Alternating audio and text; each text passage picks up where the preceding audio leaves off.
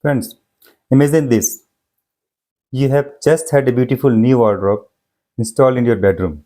The finish is perfect, the design is spot on, and you are thrilled. But come monsoon season and you start noticing something strange. The wardrobe doors are harder to close, a slight musty smell start to creep in, and one day you spot a small patch of fungus inside. Sound familiar? Well, the root of this problem is not poor craftsmanship, it's moisture. Hello everyone, welcome back to our channel. Today we are diving deep into moisture in plywood, a crucial factor that affects its quality. The moisture level plays a major role in the stability and durability of plywood, influencing issues like bending, warping, fungus growth, crack, expansion, swelling, and shrinkage in both plywood and blockboard. If you are into woodworking or furniture making or just curious about how block plywood is made, this is a must watch. Before we begin, please note that this video is for the plywood users and consumers. We won't be covering the technical aspect of moisture management. Now let's get started. Moisture in wooden panel boards. As we learned in our previous discussion on seasoning, raw wood logs can contain up to 50% moisture.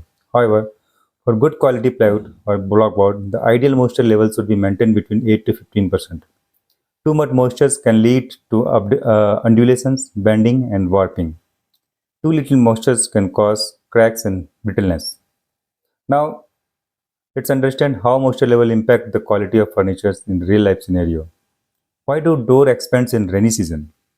We have all noticed that doors, whether it's a main door, room door, or wardrobe door, often expand in rainy season and become difficult to close during the rainy season. Once the monsoon hits, they return to normal. This happens because wood-based products, whether living or dead, absorb moisture from the surrounding. During the rainy season, the air contains excess humidity, which the wooden doors absorb, causing their tiny particles to swell, leading to expansion in length and width. If the moisture level is too low and the furniture is exposed to dry weather, it will start losing moisture. This can result into cracks, making the furniture weaker and more prone to damage. How does moisture cause bending issues? When furniture is made from high moisture wood, it continues to dry naturally over time. This drying process can cause bending, undulation, and warping. Severe bending can lead to deformation of furniture, loosening of furniture, delamination, poor screw holding capacity. Why does fungus growth happen? Many of us have seen the fungus growing on wooden furniture. This usually happens for two reasons. First, the wooden panel already had excess moisture, which started releasing and got trapped inside the closed space like wardrobe and loft. Moisture in the atmosphere is being absorbed by the furniture. To prevent this, make sure to keep wardrobe and loft ventilated. Allow trapped moisture to escape.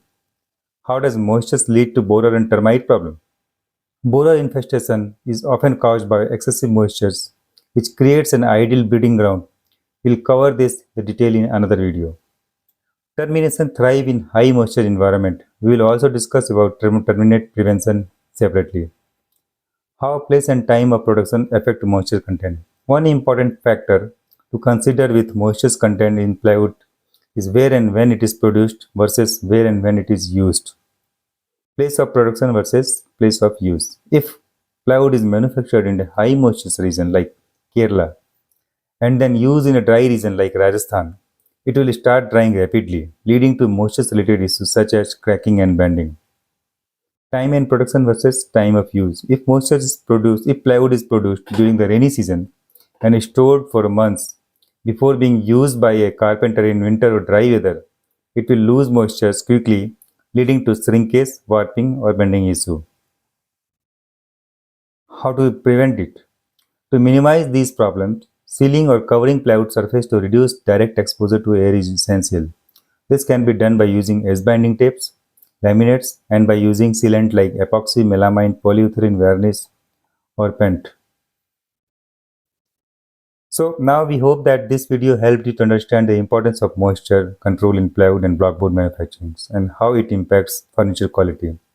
If you found this information useful, do not forget to like this video, drop a comment with your questions or suggestions for future topics, share it with your fellow woodworking enthusiasts, Subscribe and turn on notifications so you never miss any update.